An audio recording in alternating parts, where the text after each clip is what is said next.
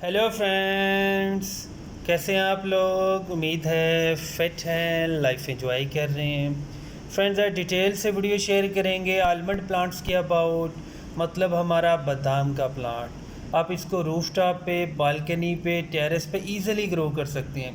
बस पॉसिबिलिटी यही होनी चाहिए कि आपका जो प्लांट है वो ग्राफ्टेड होना चाहिए और बड़े साइज़ का गमला होना चाहिए। अब जिस एरिया से हम बिलोंग करते हैं वो है पंजाब।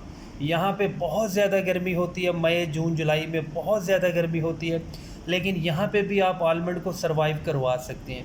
अब ये जो वैरायटी है ये है कैलिफोर्निया पेपर थिक। ये बहुत ही अच्छी क्वालिटी का लो चिल वैरायटी का प्लांट है। इसके ऊपर इस साल 3 या 4 फ्लावर्स आए, जिसमें से 2 ड्रॉप हो गए, एक को हमने रिमूव कर दिया और एक हमारा फ्रूट बना था। मतलब एक फ्लावर फ्रूट के अंदर कन्वर्ट हुआ था और उसकी बहुत अच्छा साइज़ चल रहा था। और कल बाई चांस तेज़ हवा, तेज़ बारिश चली थी, जिसकी वजह से ये दोनों प्लांट्स आपस में थोड़ा सा ये इनकी टकरें छकरें होती रही। उसकी वजह से हमारा जो फ्रूट था वो नीचे गिर गया, लेकिन अच्छी क्वालिटी का बादाम इसके ऊपर चल रहा था।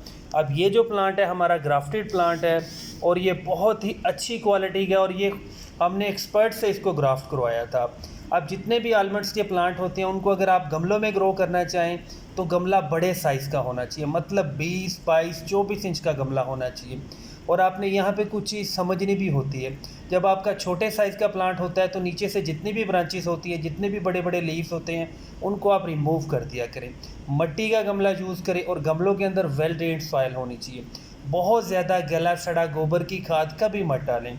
जितने भी आपके लो चिल वैरायटी के प्लांट्स होते हैं उनको आप कोशिश किया करें ठंडी खाद दिया करें, जैसे कंपोस्ट, वर्मी कंपोस्ट। उससे इनकी जो रूट्स में जो हीट का शॉक होता है उसको रिड्यूस रखता है वो।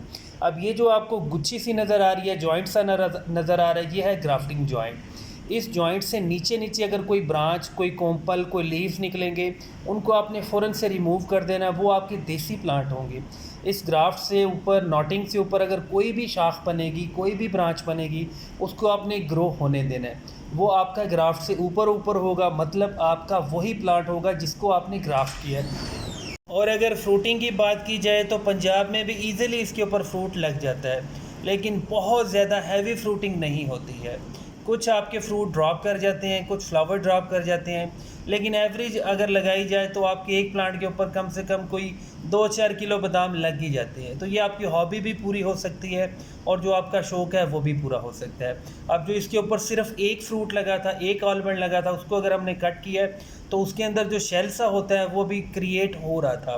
बादाम बेसिकली जो हमें मार्केट से मिलता है उसके ऊपर एक और कवर होता है, एक और शेल होता है। वो थोड़ा सा सॉफ्ट सा शेल होता है। जब आप उसको रिमूव करते हैं तो नीचे वाला शेल होता है, उसको जब आप क्रैक करते हैं तो नीचे बादाम की गिरी होती है।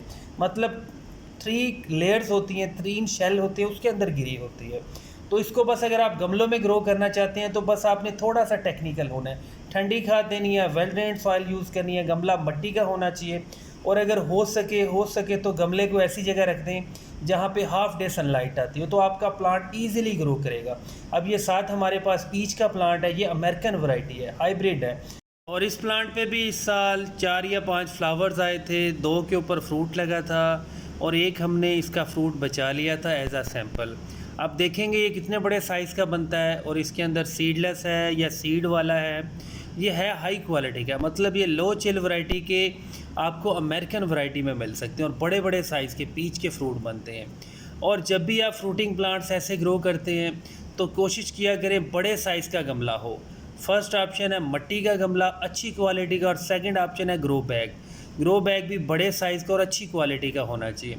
जब बहुत ज़्यादा गर्मी धूप लगती है तो आपके ग्रो बैग्स के हैंडल फटने लगते हैं। और जब भी आप ऐसे प्लांट्स ग्रो करते हैं जो बेसिकली होते तो ठंडे इलाके के, लेकिन आप ज़बरदस्ती अपना शौक़ पूरा करते हैं, तो कोशिश किया करें इस तरह का लिक्विड फर्टिलाइज़र बना लिया करें। अब इस पानी के अंदर है एलोवेरा के स्लाइस, बहुत सारा पानी है, 19 या 20 लीटर पानी है, और 3-4 बड़े बड़े एलोवेरा के प्लांट्स को हमने कट कर दिया था। अब 20 या 30 दिन हो चुके हैं। जो स्लाइस के अंदर जूस होता है, पल्प होता है, वो सारा का सारा पानी के अंदर मिक्स हो चुका है। ये बहुत ही ठंडा होता है, एंटी फंगल होता है और ये आपके प्लांट को बूस्ट करता है।